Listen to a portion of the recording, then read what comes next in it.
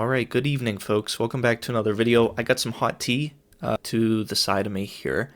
Don't worry, it's non-caffeinated, so it's not going to keep me up all night. I know you guys are always worried about me. I really do appreciate it. Before we get started, if you like this kind of content, I've been documenting me trying to sell some options for some extra income and see if I can make that work. And if you want to follow along, hit that subscribe button. If you want to learn the basics of selling options, I do have a course. I made it affordable. You can watch it. I keep adding content to this course. We go over a lot of different examples on selling options, all of the different components, and it's down in the description if you want to go check it out, help out the channel, get something useful and learn something all at the same time. And I really do appreciate all the positive comments on my videos lately, talking about how I'm being real, and that's the entire purpose of doing this. Is I'm not going to bullshit you. I'm not going to hide trades from you. If I make a mistake, I will share with you. I've done that before. I made a $5,000 mistake right here selling MSTX, and I documented that. And 1.4 thousand people watched it and watched me lose $5,000. So I show you the good, bad, and the ugly. Hopefully more good than anything. And so far that's been the case. We're going to look at some recent trades. We're going to talk about Sofi, one of my favorite stocks, individual stocks.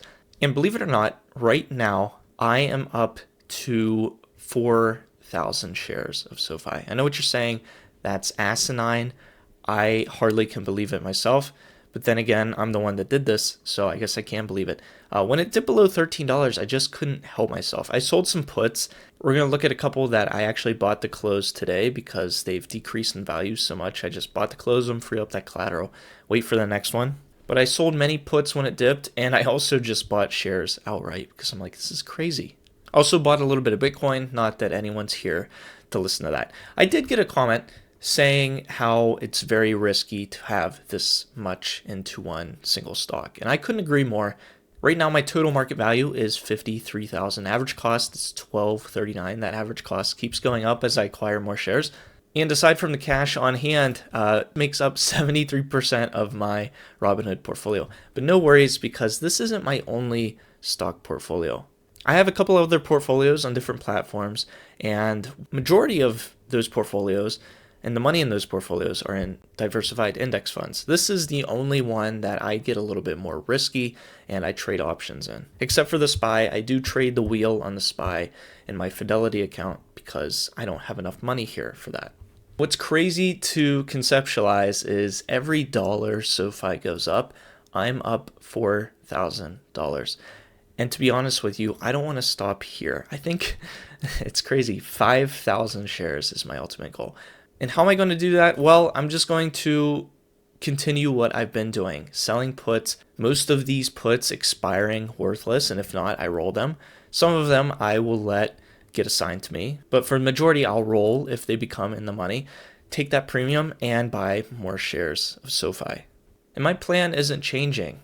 Let's look at this one put that I sold that went up huge in value and is down $238 today. I sold this put on TQQQ.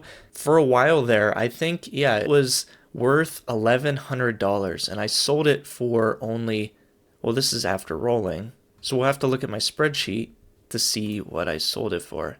But it looks like originally I sold it $80.50 strike, and this one can't be right. I must have entered that poorly. I think it was $79.50 actually for that one. But I initially made $131 in premium. So $131 turning into a value of $750. And this is the opposite of what you want to happen when you sell puts. You want the value to decrease of the value of the put. Because you sell it initially, you want to potentially buy to close it later on. So you want to buy it to close at a less value than you sell it. It's kind of like me owning this Rolex, and I sell it to you for 10 grand. And for some reason it depreciates, even though Rolexes don't typically do that. And I buy it back from you a year later for 2 grand. That's pretty good because I end up with the same Rolex, but I made an 8 grand difference. I don't know how good that analogy was, but that's essentially what we want. We want to sell it at a higher price than it's worth later on. So seeing it decrease in value, this put in particular, by $238, that's pretty cool. And we need a lot more of this to be out of the money. If we go back to this month, I updated my spreadsheet today, which is also available in the description. You go grab a template if you want to track your own options that you sell. So far this month, $531 in premium. Of course, all of these are open except this one, which I bought to close. Two of these puts combined, I made $18 in premium, bought to close it for $14.